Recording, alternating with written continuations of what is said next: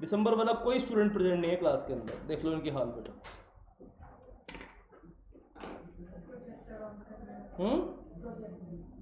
Projector on कर दो।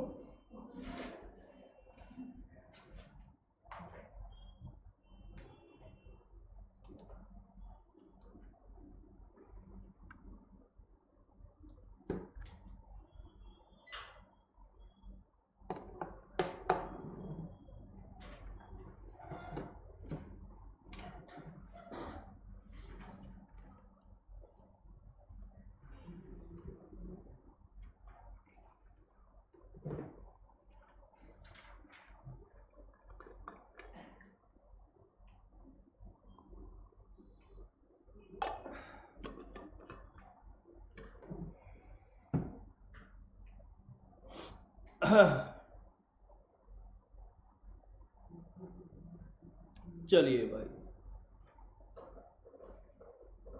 I will discuss things with you of FCRA। मेरे लिए दो काम करो, एक तो पढ़ो हॉस्पिटैलिटी का मतलब क्या होता है बेटा। जब हम बोलते हैं ना कि वैसे हॉस्पिटैलिटी का वैसे आम आदमी की भाषा में क्या मतलब है? किसी की आओ भगत करना, किसी का किसी की आओ भगत करना, हॉस्पिटैलिटी का मतलब। देखो भाई, फॉरेन हॉस्पिटैलिटी का क्या होता है?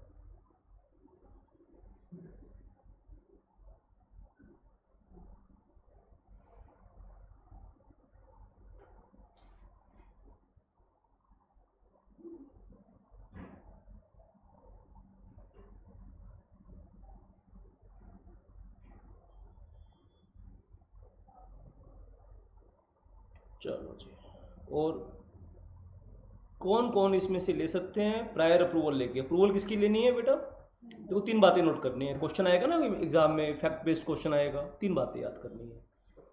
5-6 नंबर का क्वेश्चन आएगा इस तरह का हॉस्पिटैलिटी के ऊपर, तीन बातें आप क्या याद रखोगे? पहली बात, मीनिंग ऑफ हॉस्पिटैलिटी क्या होता है भाई? किसी को रहने की, खाने की, घूमने की, इलाज की सुविधा प्रोवाइड करना, इसको हॉस्पिटैलिटी बोलते हैं। ठीक है, तुम्हारे घर कोई गेस्ट आता है, उस गेस्ट की तुम रहने को जगह देते हो, सोने को बिस्तर देते हो, खाना पानी देते हो, घूमने के लिए अपना व्हीकल देते हो, ठीक है ना, और कोई उसकी ज़रूरत पूरी करते हो, जाते वक्त उसको गिफ्ट देते हो, ये सब क्या होता है? हॉस्पिटैलिटी। हॉस्पिटैलिटी क्या है, और कौन लोग, किन लोगों को लेने से पहले अप्रूवल लेनी पड़ेगी? ठीक है, और किसकी अप्रूवल लेनी पड़ेगी? तीन बातें होगी ना बेटा यार, है ना?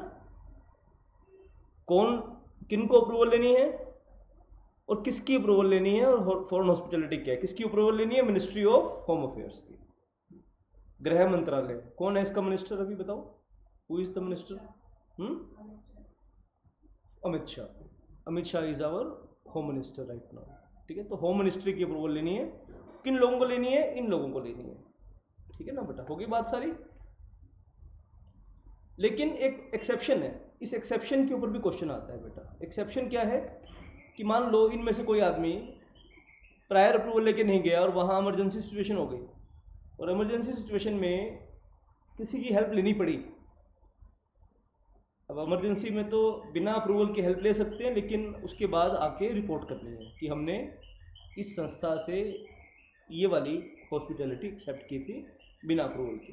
ठीक है ना बेटा, चार बातें हो गई, चार चीज़ें याद रखें। पहली बात मीनिंग, दूसरी बात किसे किसे लेनी है, नंबर तीसरी बात किससे लेनी है, और नंबर चौथी बात एक्सेप्शनल प्रोविजंस। बेटा लगाओ 5 मिनट इसके ऊपर, कोई डाउट है तो पूछो बेटा, शाबाश।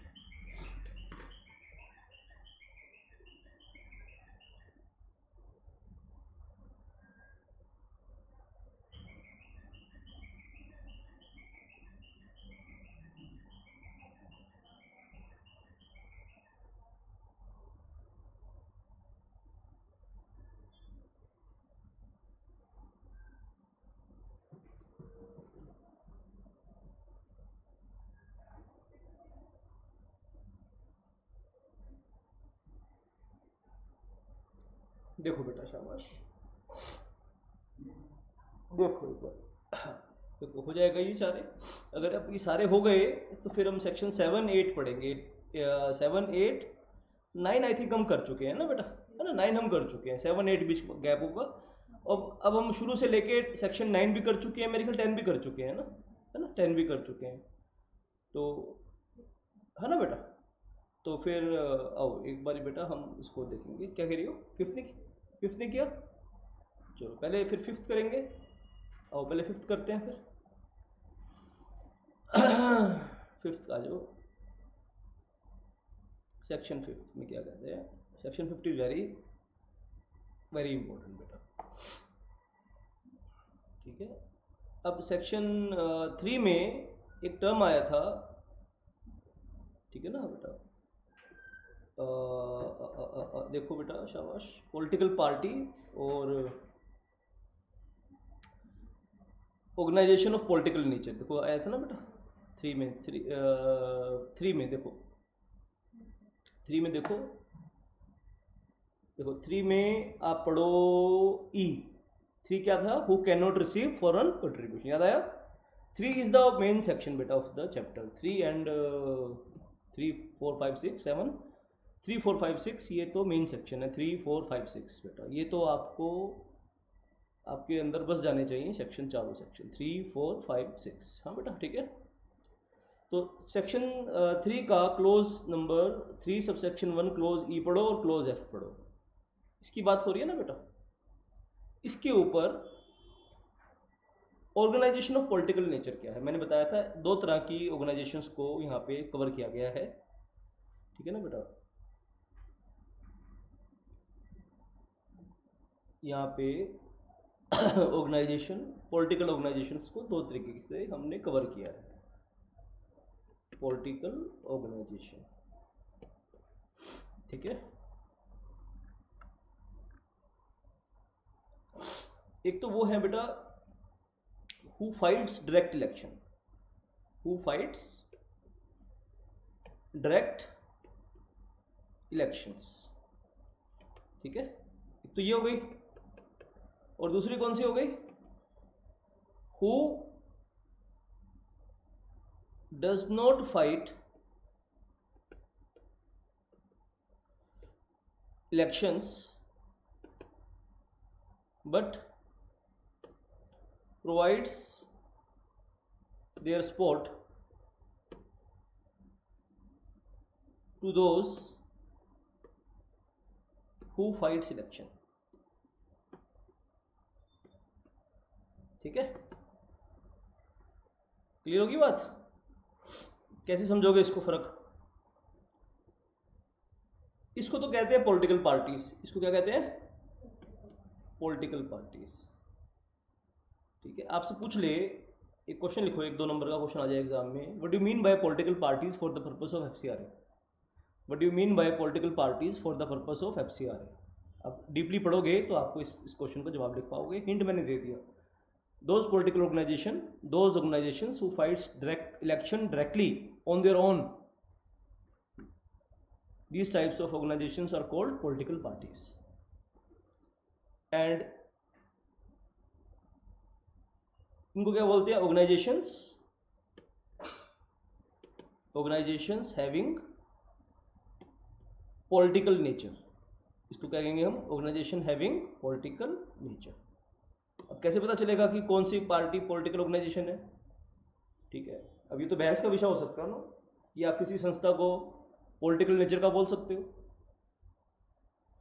ठीक है ना। जैसे मान लो अब हमारे यहाँ 100 200 बच्चे पढ़ते हैं, तो एक पॉलिटिकल पार्टी आ जाए इलेक्शन में कि आप हमारे बच्चों को बोलो, उनके पेरेंट्स को बोलो कि सपोर्ट करें हमें, तो आप हमें कहोगे सर आप तो पॉलिटिकल नेचर के हो। तो क्या मापदंड है इसका कि कोई ऑर्गेनाइजेशन पॉलिटिकल नेचर की कैसे होती है। इसका मतलब ये है कि जो पॉलिटिकल पार्टीज की डायरेक्टली हेल्प करते हैं इलेक्शन फाइट करते हुए, क्योंकि उसमें बहुत सारा काम होता है, इलेक्शन पैट्रोनेज लेना, लोगों की सपोर्ट लेना, वोट इकट्ठे करना, बूथ मैनेजमेंट, वोटर लिस्ट बनाना, और बहुत सारे काम होते हैं इसमें, जो कि इन संस्थाओं के मेंबर्स वॉलंटियर करते हैं और अपनी अपनी पार्टी की हेल्प करते हैं। उन संस्थाओं को बोला जाता है पॉलिटिकल नेचर। ठीक है। तो अब सेंट्रल गवर्नमेंट सेक्शन 5 के अंदर डिक्लेयर करती है पॉलिटिकल नेचर की पार्टी कैसे डिक्लेयर कर देगी, वो सेक्शन 5 बताएगा हमें। तो इसके लिए एक तो मापदंड क्या है, वो है सेक्शन 5। समझ गए बेटा?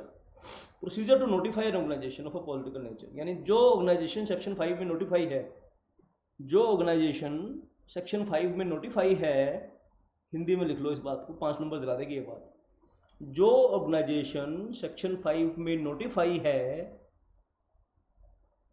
The organisation which has been notified by the central government under section 5, that means that organization cannot accept foreign contribution under section 3। ये मतलब है इस बात का ये मतलब है। that means that organization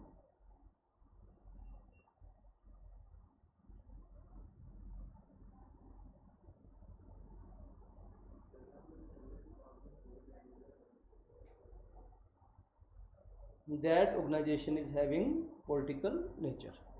ठीक है ना बेटा? अब सेंट्रल गवर्नमेंट कैसे नोटिफाई करेगी, इसके लिए हमें सेक्शन 5 पढ़ना पड़ेगा। ऑल दो सेक्शन 5 डायरेक्टली एग्जाम में नहीं आता, ये सेक्शन 5 और 3 मिक्स करके आता है। मतलब 5 की हमें इतनी सी बात याद करनी है, बाकी आप प्रोसेस इसका पढ़ सकते हैं कि कैसे गवर्नमेंट इसको नोटिफाई करती है ना? समझ में ये बात की नहीं है, बस सेक्शन 5 का इतना हमें सीखना है, बाकी सारा सेक्शन पढ़ने की जरूरत नहीं है। कि जो ऑर्गेनाइजेशन सेक्शन 5 में क्या करेगी गवर्नमेंट, डायरेक्ट क्वेश्चन नहीं आएगा सेक्शन 5 के ऊपर, सेक्शन 5 और 3 मिक्स करके आएगा।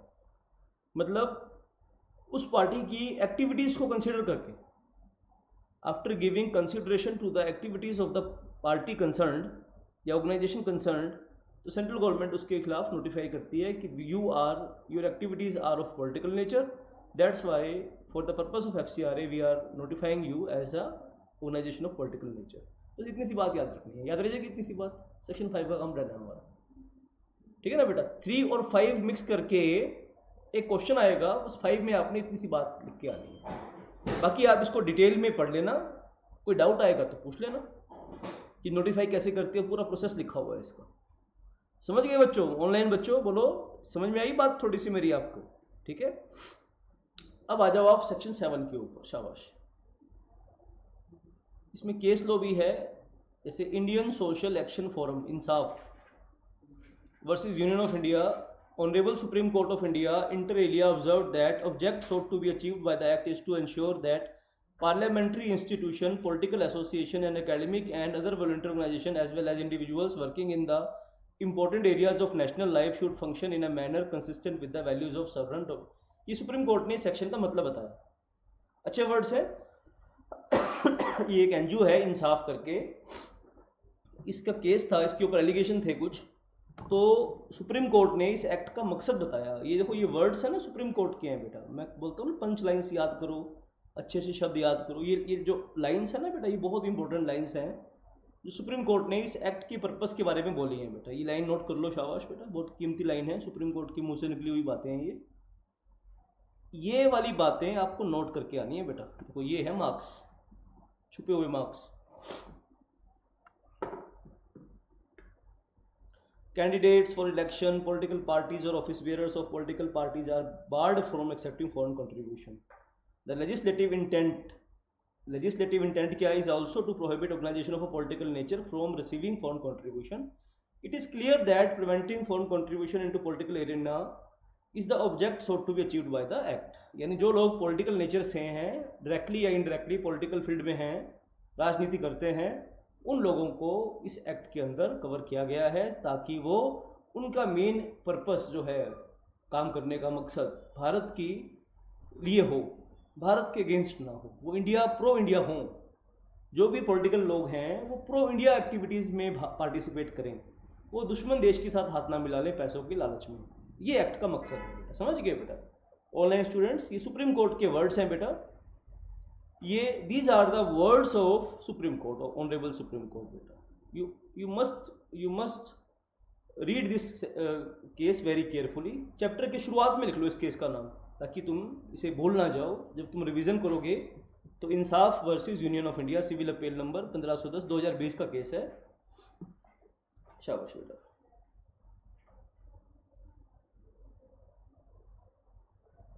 2020 का ये केस है।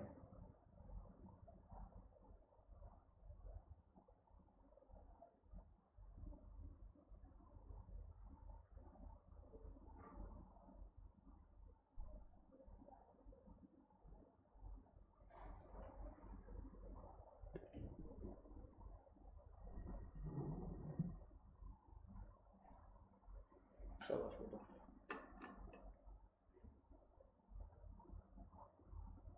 तुमसे बात करते करते दुबई से एक केस आया मेरे पास स्टाम्प एक्ट के ऊपर। तुम्हारा सेट आती है ना सिलेबस में, ठीक है। I charge $200 rupees and the person is ready to pay. $200 कितने होते हैं? कम तो नहीं मांग लिए देखो मैंने, ज़्यादा है? अरे बहुत कम है, हैं? $80 तो $16,000। एक प्रॉब्लम सॉल्व करने के $16,000, ठीक है, नॉट बैड। हाँ, नहीं बात समझ में आ रही है? कम बता दिए मैंने तुमसे बात करते करते ना। चलो कोई नहीं, ये बहुत इंपॉर्टेंट है बेटा, ये है ना, समझ में आई बात के? ये जो बताया ना मैंने, ये बहुत इंपॉर्टेंट है बेटा। ये लैंग्वेज अब पढ़ना, इस पूरे सेक्शन 5 को आपका होमवर्क नोट कर लो। तन्वी बेटा मैसेज कर दियो ग्रुप में, सेक्शन 5 डिटेल में पढ़ेंगे बेटा। मैंने क्रक्स बता दिया। मैं एक एक वर्ड तो यहाँ समझाऊंगा तो बेटा इतना टाइम तो नहीं है ना बच्चे, तो टाइम लगेगा ना पूरी बुक को खत्म करने में। तो थोड़ा मैंने क्रक्स बता दिया, आप पढ़ लेना। डाउट आएगा तो फिर मेरे से पूछ लेना आप, है ना, ठीक है ना बच्चे। अब एक एक वर्ड तो पढ़ाने से बेटा मुश्किल हो जाएगी ना सारे बेटा कवर करने में। सेक्शन 7 पे आ जाओ एक बार बेटा, शाबाश। 7, 8, 9, 10 हमने कर लिया है, 7, 8 बेटा। और 11 भी किया है क्या, देखना एक बार। नहीं किया 11 भी काम का सेक्शन है। 11 देखना क्या है, भूल गया। 11 है नहीं, 11 नहीं होना तो चाहिए था भाई। 12A दिया है, 13 दिया है, cancellation of certificate, surrender of certificate 15 दिया है, renewal of certificate 16, foreign contribution through scheduled bank आना चाहिए 17 दिया, नहीं हुआ 11 ना। चलो जो सेक्शन दिए हैं वही करेंगे हम। अब हमारा टारगेट है, अगला टारगेट है 7, 8 कल की क्लास में खत्म करना है बेटा इसे, है ना। अब पढ़ के आना इस चैप्टर को आज की रात को, ठीक है। आज की रात 5-6 नंबर का बेटा ये बढ़ गया है, वेटेज बढ़ गया है इसका बच्चों। आज की रात इसे अच्छे से पढ़ के आना आप सब लोग इसे, ठीक है। 7 और 8 आप आ जाओ।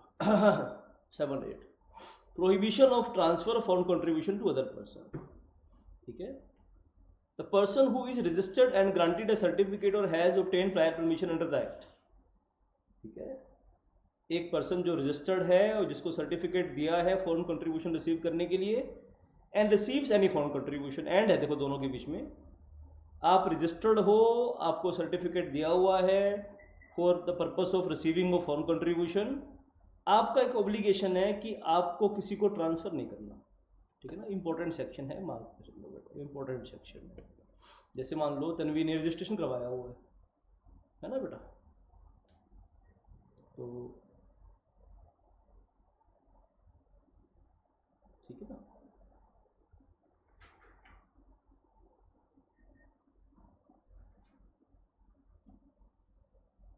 जैसे आप बेटा अपना रजिस्ट्रेशन करवा सकते हो, फॉरेन कंट्रीब्यूशन लेना चाहते हो, सेक्शन 12 के अंदर ना बेटा, है ना, कंडीशन फॉर गेटिंग रजिस्ट्रेशन। आप रजिस्ट्रेशन करवा सकते हो। तो आप अगर रजिस्ट्रेशन करवा रखा है आपने और आप फॉरेन कंट्रीब्यूशन ले रहे हो, then you are under obligation not to transfer that contribution to any other person. आप अपने पर्पस के लिए खर्च करो उसे, किसी को ट्रांसफ़र नहीं कर सकते आप वो पैसा, किसी को आगे डोनेट नहीं कर सकते। समझ में ये बात करनी। मान लो आप किसी पर्पस के लिए फॉरेन कंट्रीब्यूशन मिला, जिस पर मकसद के लिए मिला, जिस पर्पस के लिए मिला, आप उसको लिए खर्च करो। आप आगे किसी को दान नहीं दे सकते उसे। क्लियर होगी बात? 7 इतनी बात है। Restriction to utilise foreign contribution for administrative purpose, ठीक है। Section 8 of the Act, every person who is registered and granted a certificate or given prior permission under the Act and receives any foreign contribution. Every person who is registered, जिसका registration हुआ है, जिसको certificate मिला है, या जिसने permission से foreign contribution accept किया है, ठीक है, shall utilize such foreign contribution for the purpose of which the contribution has been received. जैसे मान लो आपने अनाथ बच्चों के लिए लिया है, आपने ब्लाइंड बच्चों के लिए लिया है, आपने ऑर्फन बच्चों के लिए लिया है, आपने अपने गांव में पानी की व्यवस्था करने के लिए लिया है, आपने हॉस्पिटल खोलने के लिए लिया है, जिस पर्पस के लिए लिया है वो पर्पस के लिए खर्च करो। पहली बात तो ये है, ठीक है ना बेटा। जो इनकम उससे आएगी उसको स्पेकुलेटिव बिजनेसेस के लिए स्टॉक मार्केट में खर्च नहीं करना, ठीक है। स्पेकुलेटिव बिजनेस क्या होता है इसके लिए सेंट्रल गवर्नमेंट बताएगी नोटिफिकेशन देके कि क्या स्पेकुलेटिव बिजनेस होता है ना। सेक्शन 8 बिठाया हुआ एग्जाम में, डायरेक्टली सेक्शन 8 के ऊपर क्वेश्चन आया हुआ है।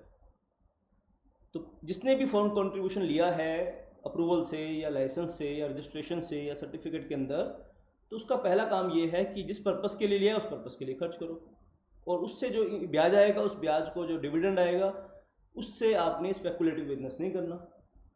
अब यहाँ सवाल उठता है कि स्पेकुलेटिव बिजनेस होता क्या है।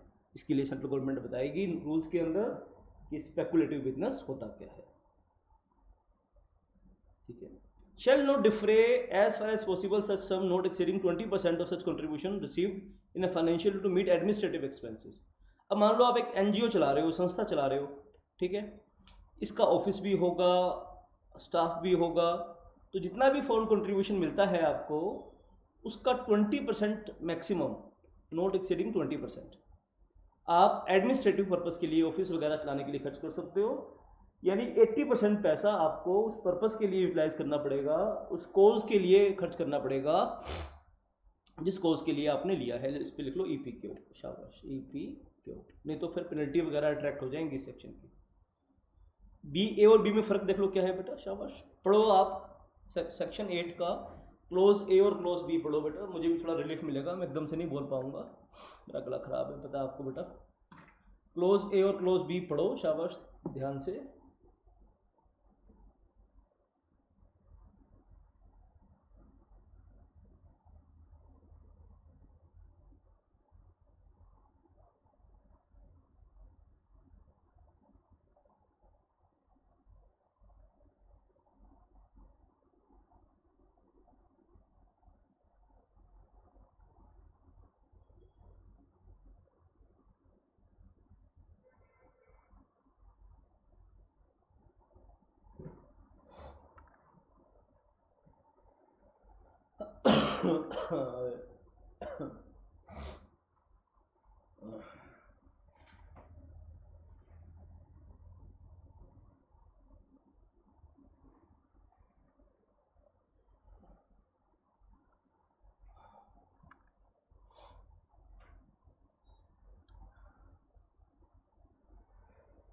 ठीक है, लेकिन अगर आप 20% से ज़्यादा खर्च करना चाहते हो तो ज़्यादा के लिए आपको सेंट्रल गवर्नमेंट की अप्रूवल लेनी पड़ेगी।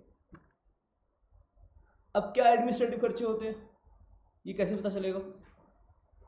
अभी तो हर आदमी के लिए अलग हो सकते हैं ना, तो इसमें कुछ गड़बड़ ना हो तो इस बात के लिए सेंट्रल गवर्नमेंट बताएगी कि एडमिनिस्ट्रेटिव खर्चे होते क्या है। क्लियर हो गया? 7 8 भी बोलो बोलो, ठीक है ना। शुरू से आ जाओ बेटा, एक बार अब शुरू से आ जाओ आगे, बस चैप्टर ना मैक्सिमम क्वेश्चन 90% क्वेश्चन कवर हो चुके हैं हमारे। 90% क्वेश्चन जो आते हैं वो यहीं से आते हैं, लेकिन चैप्टर हमें पूरा करना है बेटा, पेनल्टीज वगैरह भी पढ़ने हैं। आप शुरू से देख लो, कोई डाउट ना हो आपको किसी भी सेक्शन में, ठीक है। कल आप, आज की रात आप लगा दो इस पर बेटा, 5 to 7 मार्क्स आपके हो जाएंगे, पक्के हो जाएंगे, ठीक है। रजिस्ट्रेशन, अब हम बात करेंगे अब इसकी रजिस्ट्रेशन की। रजिस्ट्रेशन से पहले देख लो, आप पूरे पेज पलट पलट के देख लो, देख लो कोई भी ऐसा चीज़ ना बची हो जो आपकी समझ में ना आई हो बेटा, ठीक है।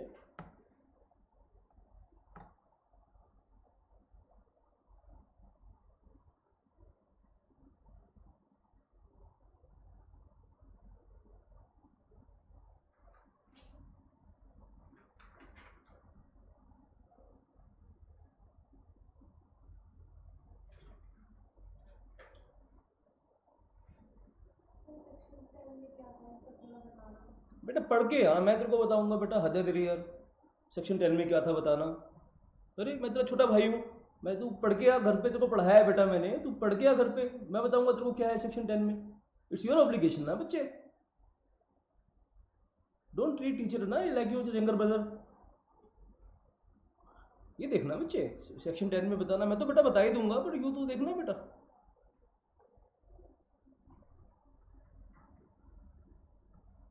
पढ़ क्या है सेक्शन 10, अभी पढ़।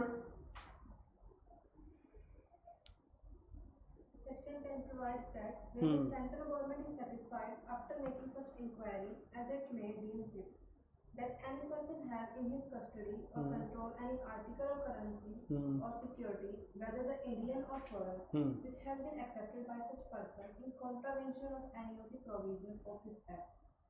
अगर आपने पावर, देखो पहले हेडिंग पढ़ इसकी क्या है, power to prohibit payment of currency received in contravention of the act.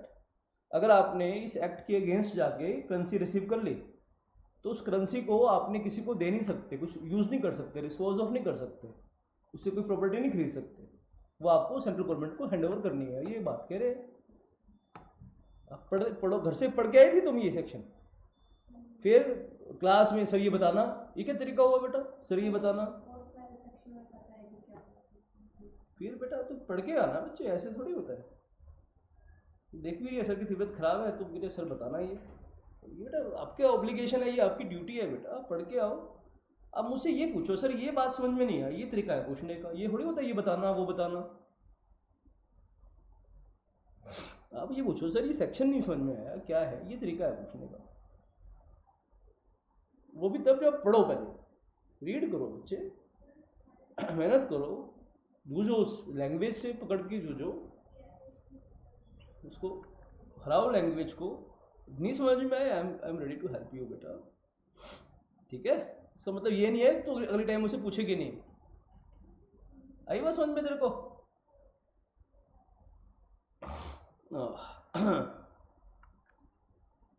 देख ले, पढ़ ले एक बार सेक्शन 10 अच्छे से, देख ले, फिर ना तेरे को तंग करे बाद में। एवरीबडी शुड रीड सेक्शन 10 बेटा। देखो शाबाश, क्या है ये, जो चीज़ हो गई है वो घर से पढ़ के आओ। This is the way you should write, treat the studies. जो चीज़ हो गई है वो पढ़ो, समझ में नहीं आई, you have every right to ask, but at least एक बार ही तो पढ़ा हो ना बेटा आपने।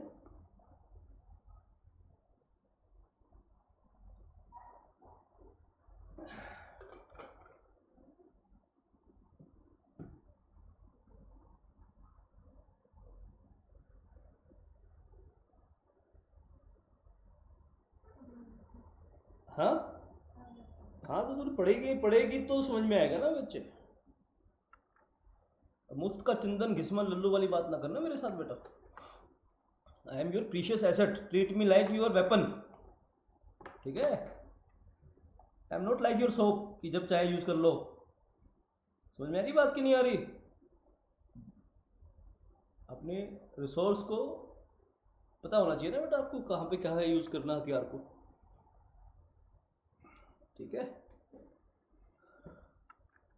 अब हम पढ़ेंगे रजिस्ट्रेशन बेटा। आओ बेटा, अब ये वैसे तो देखो देखो मेरी बात सुनो, मेरी बात समझ में आ रही है आपको? लिटरली बेटा 90% क्वेश्चन तो बेटा कवर हो चुके हैं अब तक, लेकिन हम ये हमारा स्ट्रेटेजिक चैप्टर है इस CIPL का, ठीक है ना। हम स्ट्रेटेजी बना रहे हैं, पार्ट B की कोरस्पोंडिंग हम 5-6 बड़े चैप्टर इकट्ठे कर रहे हैं। मैं ये मान के चल रहा हूँ कि मुझे आपको पास करवाना है, ठीक है। मेरा पर्पस है, मेरा मकसद है, मैं तुम्हें ड्राफ्टिंग, अपीयरेंसेस एंड प्लेडिंग का चैंपियन हूँ मैं, वो सीखो तुम मेरे से, जो तुम्हें ज़िंदगी में बेनिफिट उठाना है मेरा, तो ठीक है। I will make you champion of drafting. और मुझसे ड्राफ्टिंग पढ़ने के लिए आपको कहाँ आना पड़ेगा? प्रोफेशनल में। प्रोफेशनल में आने के लिए तुम्हें क्या करना पड़ेगा? पहले एग्जीक्यूटिव को पास करना पड़ेगा। तो मैं तुम्हें 50 नंबर के लिए नहीं पढ़ा रहा हूँ, मैं तुम्हें 60 नंबर के लिए पढ़ा रहा हूँ। समझ में आ रही बात की नहीं आ रही? सेकेंड ग्रुप में मुझे तुम्हें 60-62 नंबर दिलाने हैं, ये मेरा मोटो है, ताकि तुम ओवरऑल अपनी परसेंटेज बनाने में कामयाब हो जाओ। अगर अदर पेपर में तुम 40 नंबर भी नहीं लेकर आ सकते, फिर तुम्हारी प्रॉब्लम है ये। पर एटलीस्ट मेरे सब्जेक्ट के अंदर तुम्हारे 60 नंबर आने चाहिए। ये मेरा काम करने का तरीका है, ये मेरा मकसद है। It's my job to get you there. लेकिन खाली मेरे चाहने से ऐसा थोड़ी होगा बेटा, आपकी सिंसियरिटी मैटर करती है। तो बच्चों मेरा ये मानना है कि अब तक जो चैप्टर हुआ है वो अब तक बहुत अच्छे से तुम कर दो। सेक्शन 10 तक हो चुके हैं हमारे, है ना। आज की रात तुम अच्छे से पढ़ दो, जो समझ में नहीं आई बात ले आओ अगले दिन क्लास में, शनिवार की। कल हम 1.5 से 2 घंटे की क्लास करेंगे। कल आएंगे और चैप्टर को कंप्लीट करके जाएंगे, चाहे वो 1 घंटे में कंप्लीट हो जाए, चाहे वो 1.5 घंटे में लगे, चाहे वो 2 घंटे में लगे। ठीक बात होगी। अब हम इसका वो पढ़ रहे हैं दूसरे वाला पार्ट, जो कि ज़्यादा टेक्निकल नहीं है, थ्योरी वाला पार्ट है ज़्यादा, है ना। अब पढ़ते हैं। How does a person obtain permission to accept foreign contribution. अब किसी को फॉरेन कंट्रीब्यूशन लेना है तो उसे पहले क्या करवाना पड़ेगा, रजिस्ट्रेशन करवानी पड़ेगी। तो 2 रास्ते हैं इसके, या तो आप रजिस्ट्रेशन करवा लो। देखो अगर आपको रेगुलर बेसिस पे आता है, ठीक है, ये स्टेप, ये रास्ता किसके लिए है, जिनको रेगुलर बेसिस पे एक्सेप्ट करना पड़ता है, जिनको रेगुलर बेसिस पे कभी कभी आता है, जिनको जिंदगी में एक बार या साल में एक आधी बार आता है, उसको फिर दूसरा मेथड है, प्रायर परमिशन। ठीक है ना बेटा। 2 मोड्स लिखे हैं, देयर आर 2 मोड्स। मोड्स मतलब बेटा बताओ, मोड्स मतलब बताओ तन्वी। 2 तरह से, 2 तरीके हैं, देयर आर 2 मोड्स। जैसे 2 मोड है ना, फेस टू फेस क्लास कर सकते हो, ऑनलाइन क्लास कर सकते हो, ठीक है। पर तुम तीसरा मोड करते हो, तुम रिकॉर्डिंग देखते हो, कमी नहीं होता है, तुम 3rd मोड पे आ जाते हो। 2 मोड हैं, एक तो रेगुलर बेसिस पे जिनको लेना है तो वो रजिस्ट्रेशन करवा लेना। भाई हर रोज थोड़ी परमिशन लेने आप खड़े रहोगे। मान लो आपको हफ्ते में एक बार आता है, या 10 दिन में एक बार, या हर महीने लेने पड़ता है आपको, तो हर महीने थोड़ी अपने फाइलें लेके आप खड़े रहोगे लाइनों में वहाँ पे। तो आप रजिस्ट्रेशन करवा लो, लाइसेंस ले लो, सर्टिफिकेट ले लो। लेकिन अगर आपको ज़िंदगी में एक बार या दोबारा पता नहीं मिलेगा कि नहीं मिलेगा, ये साल 2 साल 3 साल में एक आधी बार मिलता है, तो आपको क्या करना, कौन सा रास्ता अपनाना चाहिए, प्रायर अप्रूवल का। ठीक है ना, समझ आ रही बात की नहीं आ रही। लेकिन अगर आप पहला मोड चेंज करना चाहते हो, सुन ध्यान से, if you want to choose first mode यानी रजिस्ट्रेशन वाला मोड, तो इसके लिए आपकी एलिजिबिलिटी होनी चाहिए, यानी हर किसी के लिए भी नहीं है ये। आप चाहो कि आपका रजिस्ट्रेशन हो जाए तो हर किसी के लिए नहीं है, उसके लिए आपकी क्या होनी चाहिए, एलिजिबिलिटी होनी चाहिए। तो एक क्वेश्चन बनता है, what is the eligibility to for the getting registration for the purpose of receiving foreign contribution, है ना। तो इस पर डायरेक्ट क्वेश्चन आ सकते हैं, 4 से 5 से 8 नंबर का, नोट कर लो इसको बेटा, शाबाश। ठीक है, समझ में आ रही बात की नहीं आ रही। अब क्या है, या तो आप क्या होने चाहिए, सोसाइटी होनी चाहिए एक रजिस्टर्ड अंडर 18 सेक्ट, या इंडियन ट्रस्ट होने चाहिए, या कंपनीज सेक्शन 25 कंपनीज होनी चाहिए, या फिर सेक्शन 8 कंपनी होनी चाहिए। सेक्शन 8 कंपनी क्या होती है, company not for profit making company. ठीक है ना बेटा। फर्स्ट पॉइंट पढ़ो ध्यान से, बोलो क्लियर है। और सेकंड पॉइंट पढ़ो बेटा, you be in existence of at least 3 years and has undertaken reasonable activities in its chosen field. यानी आप 3 साल से एग्जिस्ट करते हो और आपने उस फील्ड के अंदर कुछ काम भी करके दिखाया हो। The applicant NGO association will be free to choose its item of expenditure excluding the administrative expenditure as defined in rule 5 of FCRR 2011 to become eligible for minimum threshold of rupees 15 lakh spent during the last 3 years. If the association wants to inclusion of its capital investment assets like land, building, other payment structure, vehicles, equipments, then the chief functionary shall have to be given undertaking that these assets shall be utilized only for the FCRA activities. पढ़ो बेटा, पहला और दूसरा point पढ़ो, शाबाश। Eligibility criteria का पहला point तो देखो आसान है,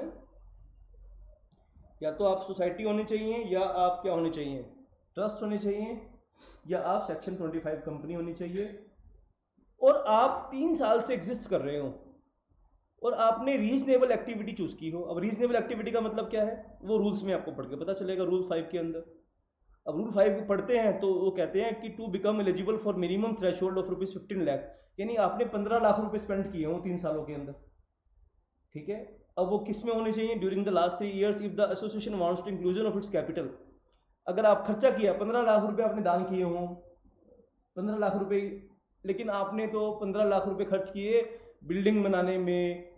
जैसे मान लो आपने बच्चों के स्कूल, अनाथ बच्चों के स्कूल आने जाने के लिए एक वैन ले ली 10 लाख रुपए की। अब कैपिटल एसेट खरीद रहे हो, कैपिटल एसेट्स को आप चाहते हो कि आपकी 15 लाख लिमिट में काउंट कर ली जाए, तो उसके लिए आपकी जो ऑर्गेनाइजेशन का चीफ है ना, उसको एक अंडरटेकिंग करनी पड़ेगी कि वो जो एसेट्स हैं, वो जो करता धरता है उस ऑर्गेनाइजेशन का, वो उसे पर्सनल यूज़ में नहीं करता, वो सिर्फ ऑर्गेनाइजेशन के यूज़ के लिए की जाती है। ऐसी अंडरटेकिंग आपको देनी पड़ेगी, तो आपके कैपिटल एसेट्स के खर्चे को भी हम आपकी रीजनेबल एक्टिविटी की डेफिनेशन में काउंट कर लेंगे। अदरवाइज कैपिटल एक्सपेंडिचर के खर्चे को रीजनेबल एक्टिविटी में काउंट नहीं करेंगे। जैसे मान लो आप काम कर रहे हो ब्लाइंड के लिए, ब्लाइंड बच्चों के लिए, तो आपने ब्लाइंड बच्चों के लिए स्कूल खोला हो, या उनके लिए जो बैरल लैंग्वेज होती है उसके अंदर किताबें डिस्ट्रीब्यूट की हों, या ऐसे कीबोर्ड्स सिस्टम लगाए हों, कंप्यूटर सिस्टम जो ब्लाइंड स्टूडेंट्स यूज़ कर सकते हैं, समझ गए, जो भी उनकी हेल्प होती है, जो भी उनके इंस्ट्रूमेंट्स, कहने का मतलब है, तो आपको 15 लाख रुपए दिखाने पड़ेंगे कि 3 साल में आपने 15 लाख रुपए खर्च किए हैं। वो कह रहे 3 साल तक आपका एग्जिस्टेंस होना चाहिए और आपने रीजनेबल एक्टिविटी भी की हो। अब कई लोग क्या करते हैं, बाहर के जो फिलंथ्रोपिस्ट होते हैं बेटा, वो बहुत पैसा खर्च, वो बहुत दान देते हैं, वो मिलियंस बिलियंस डॉलर दान कर देते हैं। अब वो दान करते हैं किसको, जो गवर्नमेंट रजिस्टर्ड होते हैं। अब कई सारे फ्रॉड लोग क्या करते हैं, दान चंदा लेने के लिए, फ्री के पैसे लेने के लिए अपना नाम रजिस्टर करवा सकते हैं। अब आम आदमी को तो रूल्स पता नहीं होते। अब जिनको रूल्स का पता है वो क्या करते हैं, पहले रजिस्ट्रेशन करवा के रखते हैं कि चंदा आएगा तो हम भी लाइन में लग जाएंगे और हमें भी फ्री के पैसे मिल जाएंगे। लेकिन उस चीज़ को, ऐसे नकली लोगों को फिल्टर करने के लिए क्या रूल बनाया कि आप तो एक तो 3 साल के लिए एग्जिस्टेंस करते हो, और दूसरा आपने उस फील्ड के अंदर रीजनेबल एक्टिविटीज़ की हों। अब रीजनेबल एक्टिविटीज़ के लिए FCRA रूल्स 2011 बना रखे हैं। उनमें ये लिखा है कि अगर आपने पिछले 3 साल में 15 लाख रुपए खर्चा किया है, ठीक है, तो हम मानेंगे कि आपने रीजनेबल एक्टिविटी की है। अब उन रीजनेबल एक्टिविटी के अंदर जो कैपिटल एसेट्स हैं वो काउंट नहीं होंगे। यदि आप चाहते हो कि कैपिटल एसेट्स को काउंट करें, तो जो आपका मैनेजमेंट के लोग हैं वो ये अंडरटेकिंग करके दें कि जो कैपिटल एसेट्स हैं ना, वो ऑर्गेनाइजेशन के लिए खर्च होते हैं, ऑर्गेनाइजेशन पर्पस के लिए खर्च होते हैं, उनके CEO के या चेयरमैन के या प्रेसिडेंट के पर्सनल यूज़ के लिए वो एसेट्स खर्च यूज़ नहीं होते। ये मैंने समझा दिया आपको बेटा, एलिजिबिलिटी क्राइटेरिया सेक्शन 12 के अंदर हम पढ़ रहे हैं। समझ में आ गई बात? फिर भी आप ये फर्स्ट सेकंड दोनों पॉइंट पढ़ लिए, ठीक है बेटा। ये अब दूसरे रूट के लिए एक परमिशन कब मिलेगी, इसके लिए भी हमारे ऐसे ही एक रूट है, उसके लिए भी पढ़ेंगे कि परमिशन किसको मिलती है, ठीक है ना। ये सेक्शन 12 चल रहा है बेटा हमारा, आप फिर भी पढ़ लीजिए, पहले दोनों पॉइंट पढ़िए एक बार, शाबाश, मेक श्योर कि आपको ये दोनों पॉइंट क्लियर हो गए। मैं 5:30 तक क्लास लूँगा बेटा आपकी, ठीक है। और इंटेंशन ये है कि मैक्सिमम टू मैक्सिमम हम कवर कर लें, सो दैट कि हम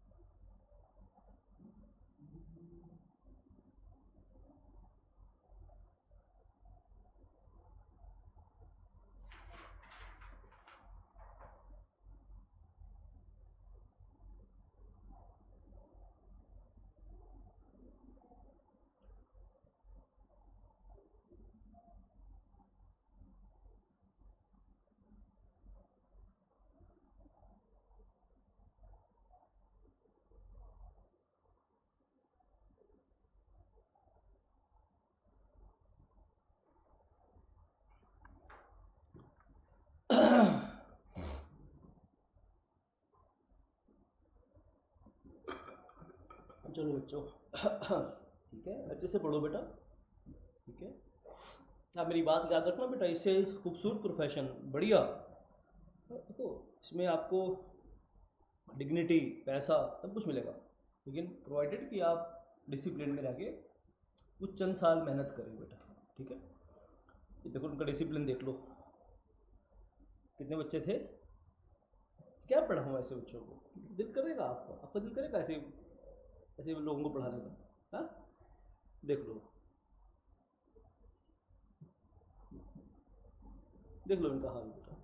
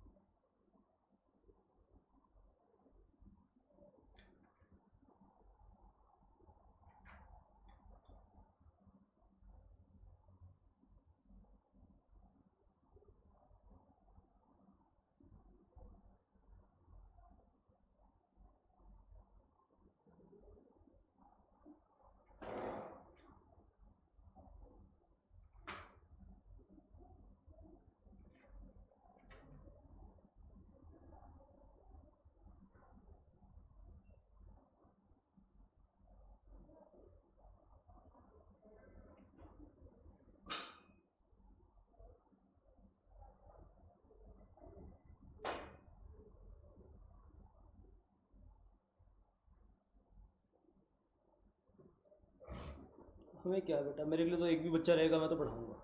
उनको तुमने ये ब्लेम कर देना है कि सर ने नहीं पढ़ाया, तुम ये सब चीज़ें भूल जाओगे। सही बोल रहा हूँ ना बच्चे में? या तो एक बच्चा भी रहेगा, मैं नहीं रुकूंगा, ठीक है ना। एक बच्चा होना चाहिए, चाहे ऑनलाइन हो चाहे ऑफलाइन हो, आई विल नॉट स्टॉप, ठीक है ना बेटा। मैं क्यों बेटा, हम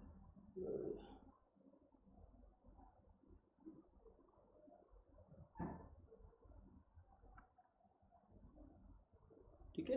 अब ये बात समझ गए आप कि, है ना, ये सेकंड पॉइंट समझ में आ गया अच्छे से। Eligibility criteria for grant of prior permission. अब मैं ना तो इसकी रिकॉर्डिंग भी मैं डालूंगा ही नहीं, ठीक है, कोई रिकॉर्डिंग नहीं डालूंगा अब इसलिए, अब नो रिकॉर्डिंग, ठीक है।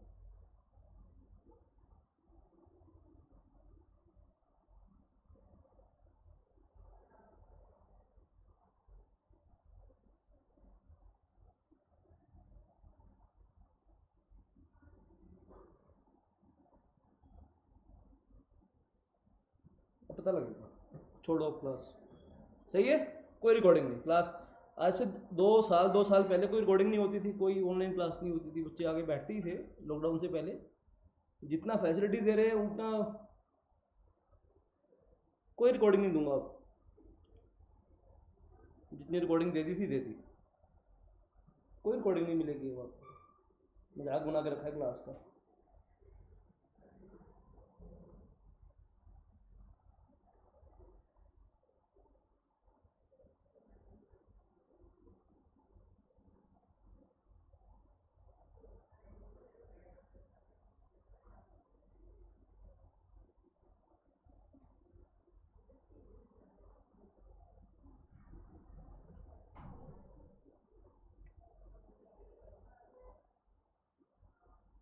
चलो बेटा, दो मोड है, पहले एक मोड का, दूसरे मोड का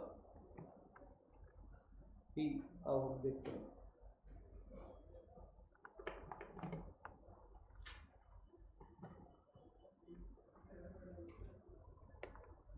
एन ऑर्गेनाइजेशन इन फॉर्मेटिव स्टेज, ठीक है, is not eligible for certificate of registration, ठीक है। फॉर्मेटिव स्टेज का मतलब जब फॉर्म हो रही है बेटा, फॉर्मेटिव स्टेज मतलब जब उसको बनाया जा रहा है, ठीक है।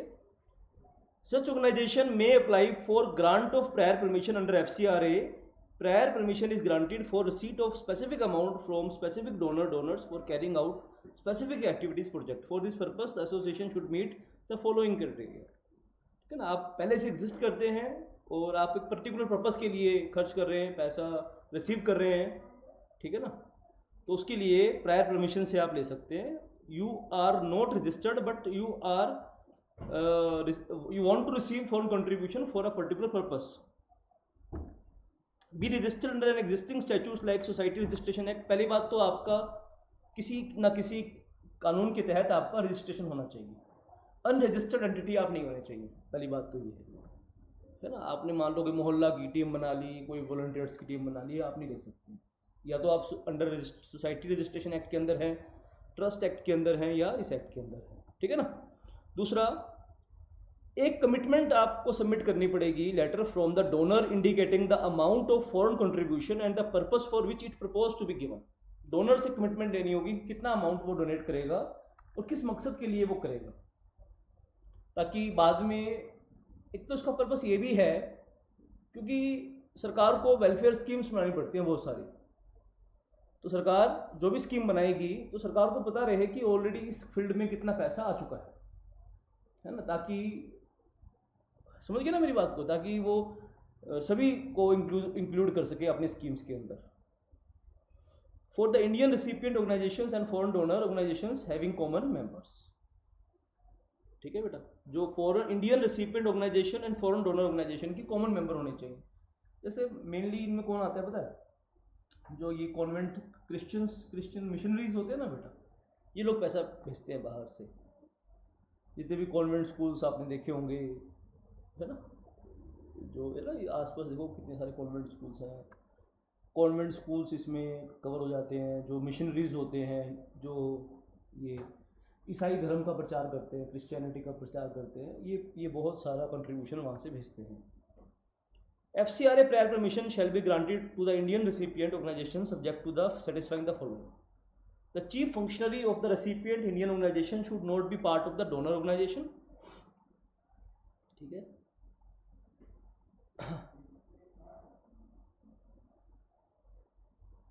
ठीक है बेटा।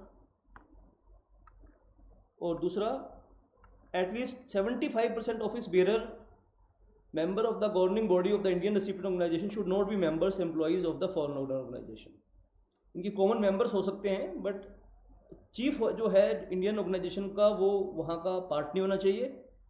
और जो ऑफिस बियरर है 75% ऑफिस बियरर फॉरेन डोनर के पार्ट नहीं होने चाहिए। In case a foreign donor organisation being a single person individual, that person should not be the chief functionary और office bearer of the recipient organisation. जैसे मान लो कोई foreign contribution है, मान लो एक आदमी है मिस्टर एक्स, वो USA का सिटीजन है और वो इंडिया में कंट्रीब्यूशन भेज रहा है, और जो मिस्टर एक्स है ना वो इंडिया में उस संस्था का चीफ भी है, तो मिस्टर एक्स नहीं भेज सकता। समझ में ही बात की नहीं है? सेकंड, थर्ड, फोर्थ पढ़ो।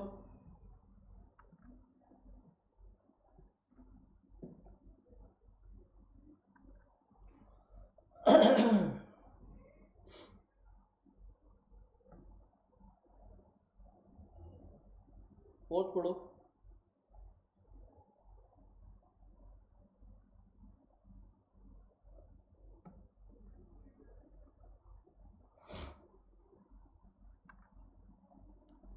फोर्थ पढ़ो बेटा। इन case of a single foreign donor at least 75% of the office bearer members of the governing body of the recipient should not be the family members and close relative of the donor.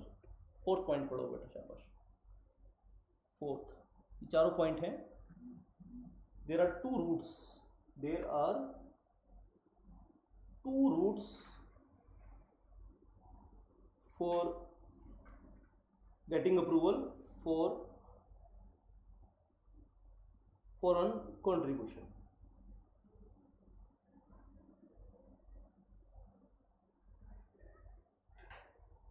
ठीक है ना, दोनों की eligibility criteria पढ़ रहे हैं। ये चारों पॉइंट एक बार दोबारा से कंसीडर करो बेटा, शाबाश। ये चारों पॉइंट आप दोबारा से कंसीडर करो। The chief functionary of the recipient organisation should not be part of the donor organisation. जो चीफ फंक्शनरी है ना, बाकी मेंबर हो सकते हैं, देखो है ना, चीफ फंक्शनरी की बात करिए कि वो फॉरेन कंट्रीब्यूशन का पार्ट नहीं होना चाहिए, फॉरेन जो संस्था दे रही है पैसे उसका पार्ट नहीं होना चाहिए। जो चीफ, जो प्रेसिडेंट है, चेयरमैन है, व्हाटसोएवर। पहली बात तो ये है, नंबर एक बात क्लियर होगी बात। नंबर सेकंड बात, at least 75% of the office bearer या members of the governing body of the Indian recipient organisation, ठीक है बेटा। जैसे मान लो उनका कोई बोर्ड ऑफ डायरेक्टर्स है, मान लो वो सेक्शन 25 कंपनी है, तो उस कंपनी के डायरेक्टर्स हैं, तो डायरेक्टर्स है ना 75% जो डायरेक्टर्स है ना बेटा, वो उनके पार्ट नहीं होने चाहिए, डोनर के पार्ट नहीं होने चाहिए। ठीक है, मतलब 75% ऑफ डायरेक्टर, जैसे मान लो 10 डायरेक्टर्स हैं, ठीक है ना, या मान लो 12 डायरेक्टर्स हैं, है ना, तो 12 का 75% कितना हुआ? 9 डायरेक्टर्स तो ऐसे होने चाहिए जो उस संस्था के पार्ट नहीं होने चाहिए, ठीक है, इंडिपेंडेंट होनी चाहिए उस संस्था से, डोनर से, ठीक है ना, क्लियर होगी बात सेकंड वाली। Third, in case of donor organisation being a single person, अगर जो डोनर है ना वो सिंगल पर्सन है, मतलब एक आदमी है जो पैसे दे रहा है, बाहर भेज रहा है, वो आदमी यहाँ चेयरमैन नहीं होना चाहिए या ऑफिस बेयरर नहीं होना चाहिए। मतलब मिस्टर एक्स यहाँ का ऑफिस बेयरर भी है, यहाँ का सेक्रेटरी भी है, संस्था का सेक्रेटरी भी मिस्टर एक्स है, और जो पैसे दे रहा है वो भी मिस्टर एक्स है। मतलब Mr X is acting in dual capacity as a donor and as a recipient.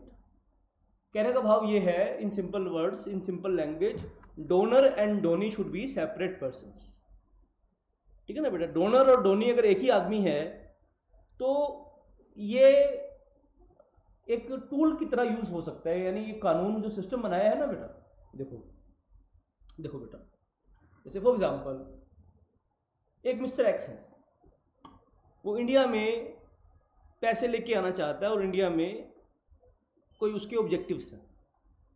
अगर वो सिंपल रूट से लेके आएगा तो टैक्स लगेगा उसके ऊपर। उसने टैक्स चोरी करने का क्या रूट चुना कि इंडिया में उसने एक सोसाइटी खुलवा दी या एक ट्रस्ट खुलवा दिया। खोल दो, खोलने में कौन चेक करता है किसने दान किया?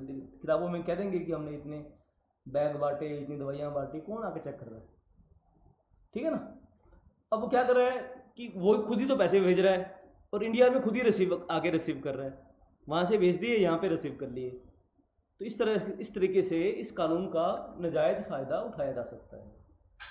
ठीक है, इसीलिए रोक लगाई है कि जो डोनर है और जो डोनी है वो अलग होनी चाहिए, और उसको एक सिस्टमेटिक तरीके से अलग करने की कोशिश की है इन चारों पॉइंट्स के अंदर। अगर आप समझ में आई ना बात आपको बेटा, इस मेरे इस क्लैरिफिकेशन से, इस कमेंट से आप इन चारों पॉइंट्स को एक बार प्लीज पढ़िए। ऐसी चौथा भी पॉइंट पढ़िए, फोर्थ पॉइंट भी पढ़िए बेटा। ठीक है, आप देखो इसको, शाबाश।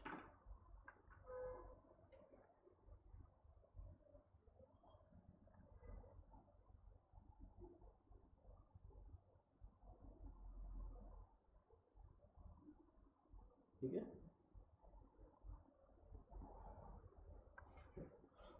अब इसकी कंडीशंस पढ़ेंगे। ठीक है ना, कह रहे हैं conditions for grant of register and prior permission. अब इन दोनों के लिए कुछ शर्तें हैं, यानी हम आपको रजिस्टर तो कर देंगे सब सेक्शन 1 के अंदर या सब सेक्शन 2 के अंदर परमिशन भी दे देंगे, लेकिन इसके लिए हमारी क्या है, कुछ शर्तें हैं। वो शर्तें क्या हैं, ये क्वेश्चन में एग्जाम में आएंगी शर्तें। व्हाट आर द कंडीशंस, लिखो, what are the conditions for registration and prior permission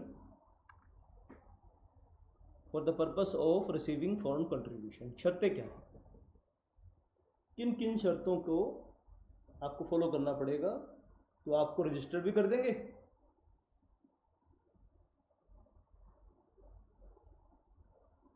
आपको रजिस्टर्ड भी कर देंगे, और आपको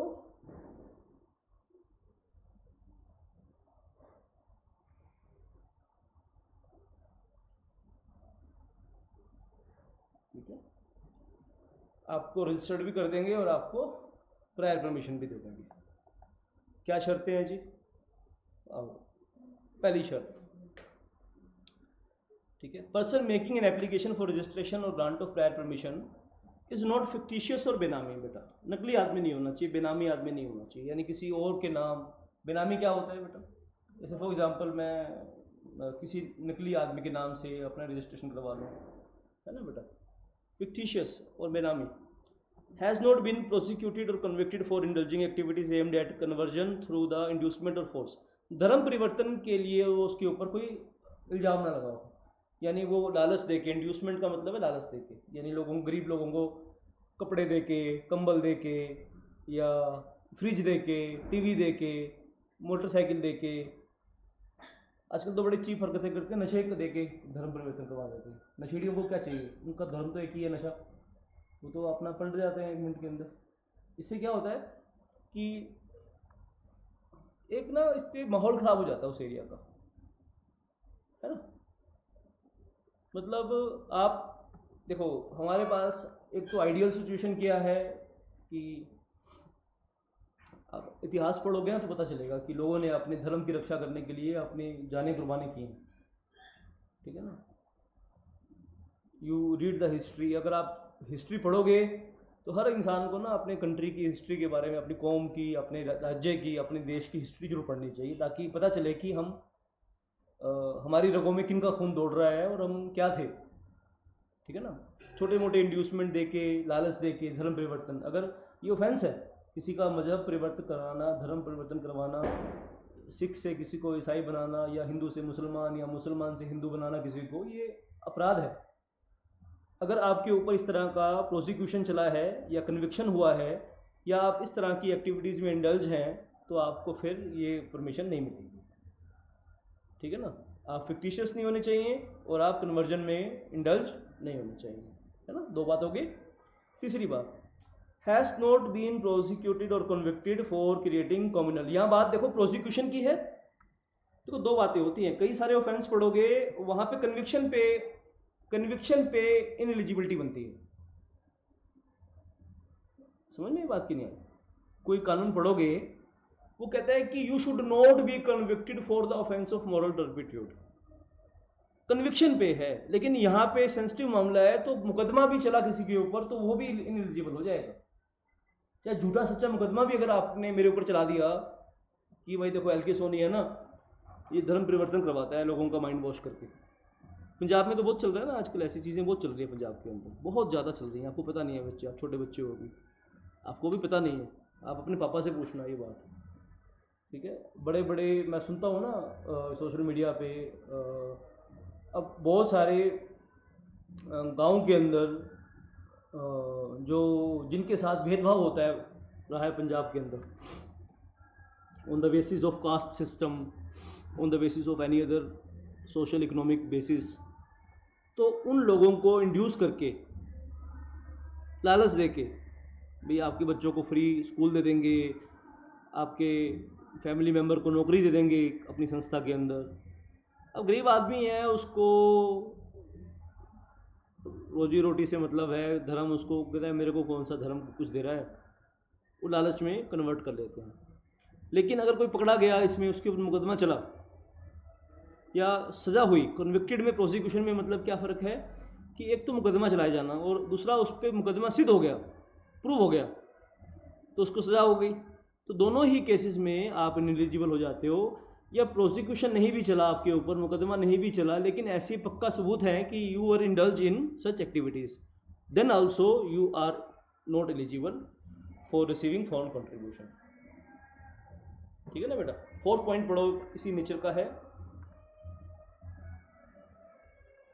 5th पॉइंट पढ़ो, आप देशद्रोह जैसी प्रोपोगेशन ऑफ सेडिशन और advocate violent methods to achieve its ends, ठीक है, आप दंगे फसाद करवाने में इंडल्ज हो, ठीक है, बगावत करने में, क्रांति करने में, भारत की सरकार के अगेंस्ट उनको मोटिवेट करने में आप इंडल्ज हो, तो भी आपको ये शर्तें आपकी इनएलिजिबल करा देंगे। कंट्रावेंशन करोगे तो आप इनएलिजिबल बन जाओगे बेटा। 7th पॉइंट, ये पॉइंट मार्क कर लो, इंपॉर्टेंट है। तो एग्जाम में आएगा कि अगर मान लो मिस्टर एक्स ने कंट्रावेंट कर दिया इस एक्ट को, तो क्या उसके रिपोर्केशंस होंगे, क्या इसके इफेक्ट्स होंगे। तो इसका मतलब ये है कि you will become ineligible for receiving further contribution. अगर कोई पर्सन फॉरेन कंट्रीब्यूशन रिसीव करता है तो सबसे बड़ा इफेक्ट ये है कि वो आइंदा से फॉरेन कंट्रीब्यूशन रिसीव नहीं कर पाएगा, है ना। इसलिए 7th पॉइंट को सर्कल लगा लो। 8th पॉइंट पढ़ लो, ये शर्तें हैं बेटा, ये शर्तें पूरी करोगे तो जाके आपका रजिस्ट्रेशन होगा सेक्शन 12 के अंदर। 9th पॉइंट पढ़ो,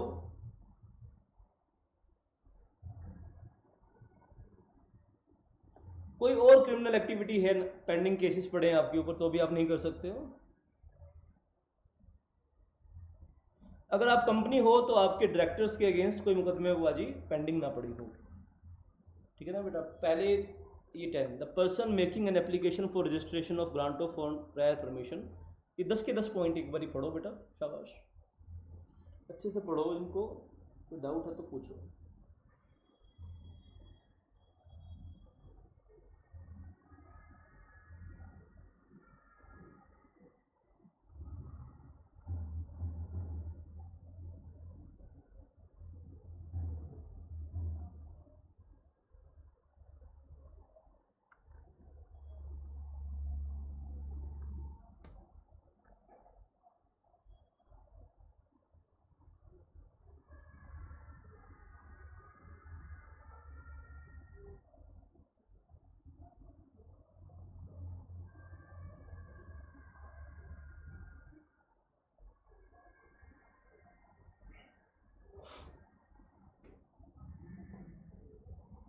ठीक है।